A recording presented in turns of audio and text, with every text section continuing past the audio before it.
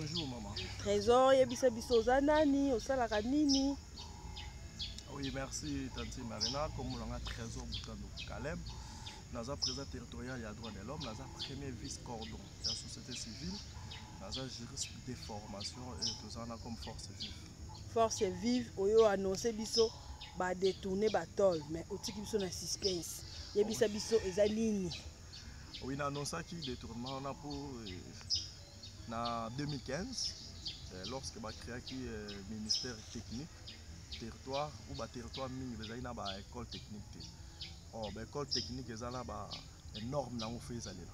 Fait na place ba na bazo tanga bazo yekola biloko bon alors à l'époque le gouverneur Jacques Mbad ndazo qui décision ba territoire nyonso bazwa grâce à ça la école technique. Non seulement ils ont la bâtiment, ils ont la peine bâtiment administratif, bah local pour la classe et puis centre de santé pour des façons qui va là-bas ça là-bas pratique. Il avait donné de l'argent à chaque territoire. Chaque territoire est acquis.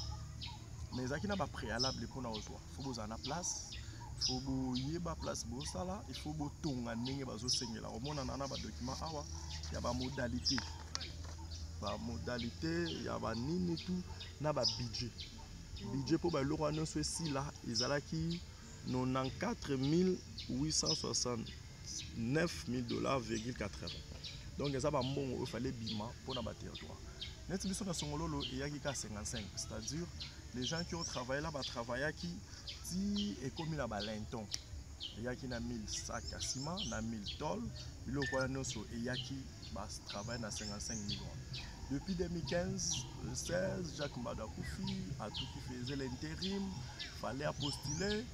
Alors aujourd'hui il est excellence Ndamba Msunda. À l'époque il était ministre. Il était un député provincial. Ayoko Senga pour na Sebko. Alors, batolo nezaki destiné pour na école ya l'État. Sebko est une école conventionnée catholique, conventionnée, privé conventionnée. Alors, tout quoi on dit maintenant que l'autre il y a l'État qui est na privé. C'est là où les autres ça compliqué. À l'époque, Moutate les melaki bango zaki papa les mystiques à Boyaki. Alors, excellence à tout à Bengaki à l'obino bon libéré na Rosomisa. Le gouvernorat provincial avait pris l'engagement pour rembourser les 200 tonnes. Et on va libérer qui est calculé.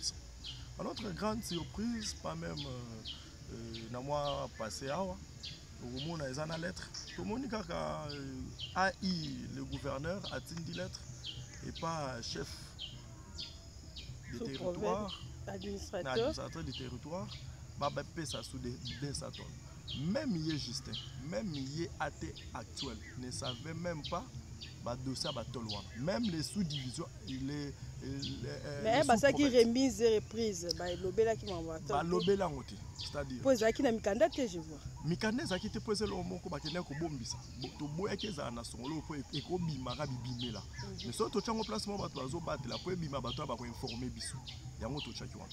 Nathan voilà Justin, je ne sais pas ce qui a noté gagné ce qui wapi na poto. Il n'était même pas un politicien. Sur le coup de komaka vice ou arozalara aïe. Idem aussi. To ye na ye ate na lupta wana so azaki soki na mupata pata soki wapi kota utela bamboka na kuna. Il n'était pas même prévu qu'un jour azala ate na songolo. To ye na ye sous prophète. À l'époque, il n'était même pas sous proveda, même pas sous prophète. Bref, même na ba remise so azaki soki de soki préfet soki wapi na mboka nini wa. Donc c'est tous les gens au bayeba qui vraiment histoire ya batol wana.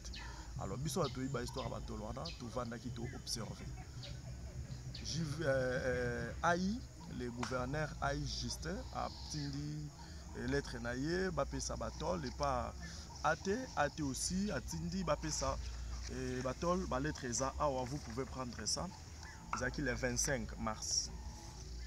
Lettre ya athée a comméli sous prophète pour libérer batol 200 tonnes. Alors, selon Excellence Ndamba Msunda ou Batunaye, à lobby, parce que c'est moi qui ai dénoncé ça pour la première fois, 200 tonnes. Et c'était un certain lundi, je crois, Zaki, lundi le 21, si je me trompe. Le 22, alors comme le 22, Ndamba Msunda a yaki kosa la réplique pour expliquer que Basenga ki ango on a école moko ya Sebko ekuyaki na Kenya. C'est une bonne chose. Mais ce qui va tola nezo oume la place wana. Eza parce que ba moyen ezate pour ba silisa ba bâtiment eza na songololo. Ba moyen de ezate. Mais selon Ndamba Musunda les obeba olie batika ngo wana mais faut que personne na bekolo eza na posa ya batol. Oui, selon ye tokoke na bino lobi na otanga batola na totanga ki yango na minute oyo batol ya kobeba ezate.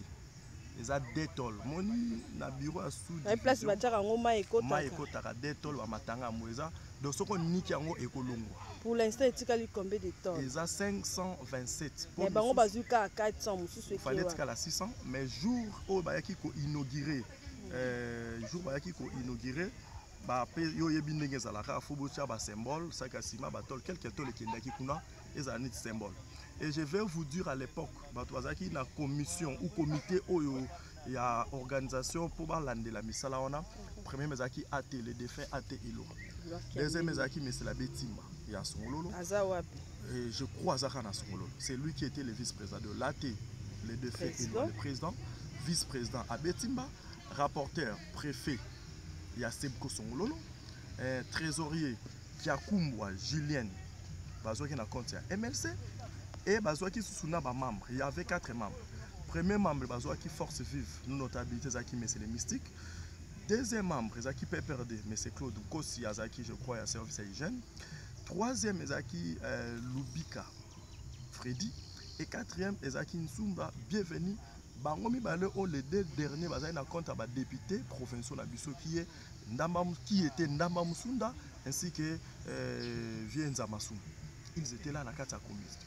Ba travailler mbongo ici là ba pesa pe rapport à l'époque ba député nous so ba déployer qui ba ba territoire qui nous vérifier misala territoire à Songolo les a parmi ba premier territoire à Oeza qui félicité pour ba tonga qui na ba énorme ndenge na la kisi bino awa na mikanda oyo parce que fallait que ça là bâtiment administratif que ça là ba local pour na ba classe puis que ça la centre de santé yango de salama kuna na Songolo parce que na lenton. Vous allez voir que le projet Zaki il y a 97, il y a 94 000 $, 869,80. Les montants.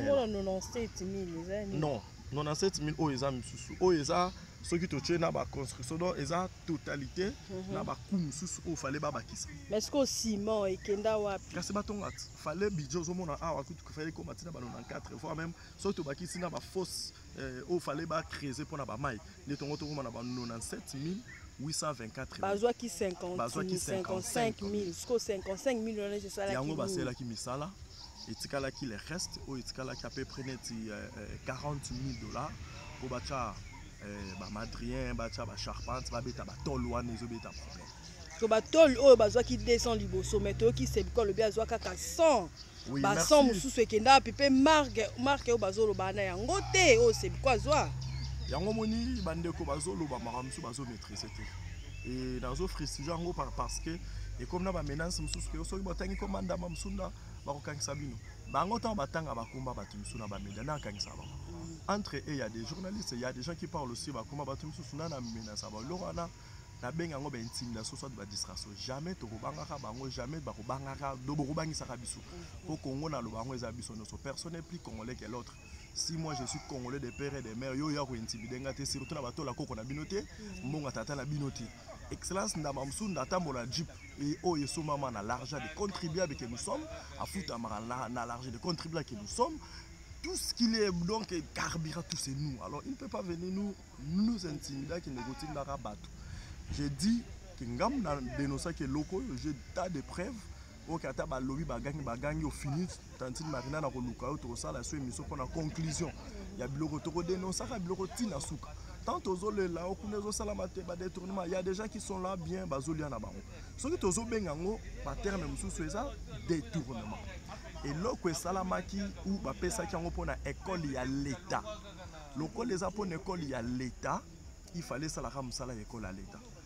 Mais yo lobby ya lobby que bino lobby a détourné mais ya kende ko pesa ngone école ezaki na besoin yemo autant commissaire place azaki étonné que école ezate ata brique mona ne tonga mate oh école longo longo batolte elonga batolte mais ku yandi fallait baba na donc baba na kotonga nyonso à zéro on a baba ni kotonga zéro na ko batol wana o ache wana sko e beba te kuna yo sko fotuna ba on kuna moyen bebe zate na sous division ne bala mse ko beba yo ne fotuna siko place nde moni bazo distraire population ou bazo distraire biso nde ya wana parce que kuna bakete ka batol eza kokuya fo baba nda kotonga mais koto batol eza fo bacha ezo zanga kaka ba madrien po bacha ba charpente ba bête wapi il faut ba pesa que so tolobi bien eza détournement c'est beaucoup eza école à l'état eza école conventionnée tandis que wana bazo tonga eza école technique ya l'état batini ngo pona technique marina so batini mo pona yo ngana zuye komi détournement eza terme même so to benga bango ne ba lukela détournement ngoza api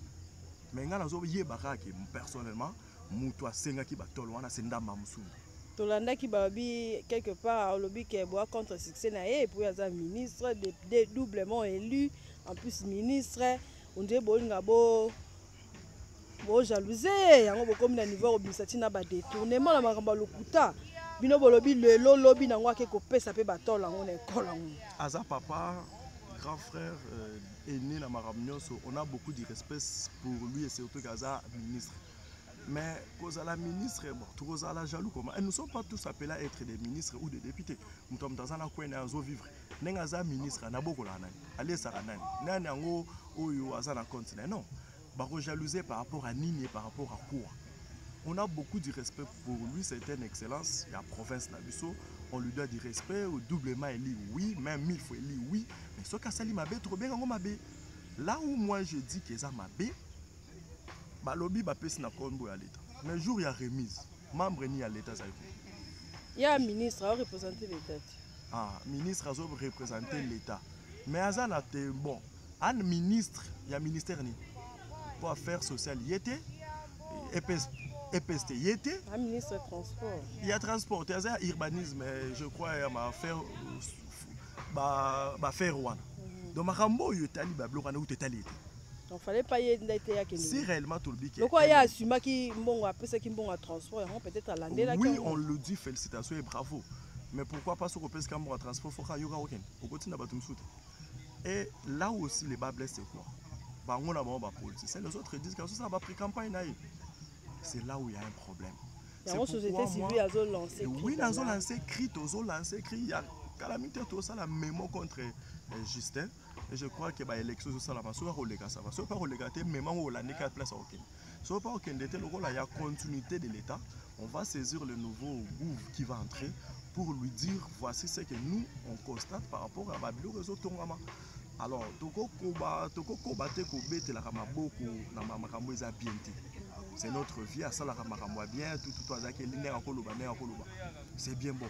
Mais ceux qui ont ça les logos sont noirs, photo bien aux noirs. Tu ne peux jamais permettre pour y aller. Donc, et j'ai même suivi ma maître Brali que j'ai salué, d'autres personnes, Timothée, que c'est justifié. Oui, c'est bien bon que c'est justifié. C'est justifié comme Badan. Fondation ou bien alors vous connaissez l'État. Mais c'est ça, parce qu'on place des bases directement derrière moi. Bilo à l'état. Et quoi on a comme l'état mais fondation n'est pas justifiée la place. Bazo pensa justification comme banane. Na continue. Pour te conclure, banda kuana au école wana na hôpital wana et si la camp. C'est pourquoi même on te sala to comme la gouvernement. Lui qui est là-bas. Moi na songololo, Elia songololo. Est-ce que akoma déjà kuna mona? Je crois pas. Niveau comme là kuna je crois nena simakute koi. Pour depuis tongama na 2015-2016. Ba sala ba rapport nyos. Va même la commission pour vérifier bamona mbongo ezanga keza et pesa mako bacha basoma ba madrien bacha ne bacha ko babeta batol yango ndezangi etikala mutakala pour esuka na lento c'est ce que nous tozo senga. Alors en tant que force vive tozo loba mutu nyonso na droit koloba et surtout ceux qui affinité critique nyonso za les bienvenus bino batu bozo répliquer na ba critique na biso ozo répliquer comme moi membre du gouvernorat provincial ou à fondation. Ce qui est fondation, c'est qu'après c'est comme fondation. Moi je parle avec l'un, il y a coordination à fondation d'Amamsoun. Pour lui dire ce que vous avez fait c'est bien. Pour confirmer que Obosing est en compte à l'État. Vous avez même représentant à l'État. Atea Zali ou Atea. Vous avez même chef de secteur. Non, bah toi on a Bazala quitté. Bazala quitté. Même chef de secteur représenté. Quand même là, il peut ça la bien. Ma place, je suis à Kendara, mais Maraba, on a ticket à Et là où il y a un problème, place à qui peut s'abattre pour battre. Place c'est ça, il faut battre. Parce que quand on a place c'est ça, on va battre le bachete. Tout le bani. Pour aussi ça, rolo banini. Merci maman Merna pour le bisinga, bah on me belé. Non, on a dossier d'inscrit. Au combat, enquête. Biso enquête c'est ici là. Tout ça, biso na bilo na biso tovani. Tout ça c'est la justification là, bah aussi jour aussi là. Après tout l'accident, une vraie version de fait. Parce que bazolo bah 55 000 $ et bunga 1005 à ce sont des échappatoires. La carte commission là, ils ont lango acharnement, ils ont lango ente. Mais moi n'en casse à la perfusion à la bienvenue. C'est qu'il n'y a pas d'appareil de balai bon. Ce qui balai bon, c'est y balai bon. Moutachaki kombo na enoko. C'est-à-dire tant que nous on a nos rotoliaki. Donc ce qui est liamaki, lui aussi la personne était au courant pour moi la casse nera ça là qu'on a eu moutachaki kombo na. Donc on ne peut pas dire que liami ou comment quitte à et où la perfusion doit s'assumer comme excellence. Un ministre où il a payé na mon on a bu sur le Congolais à Congo central qui est là quoi ça les a d'abord un mabé. Aux Zubiloko il y a école il y a l'État occupé ça en école il y a conventionné.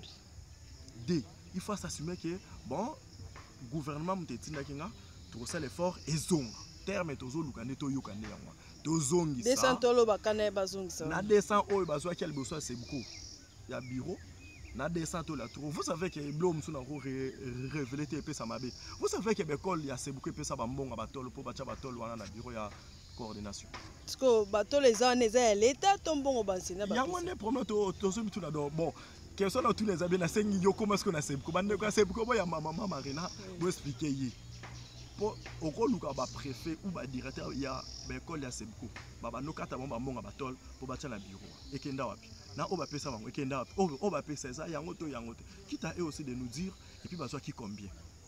Alors pour la excellence dans Mamsunda tout senga oza papa oza excellence on vous doit beaucoup du respect. C'est qu'on vous demande beau s'assumer si réellement bimena comme gouvernement provincial ya Congo central besoin responsable obaki besoin responsabilité obaki to ko zongisa.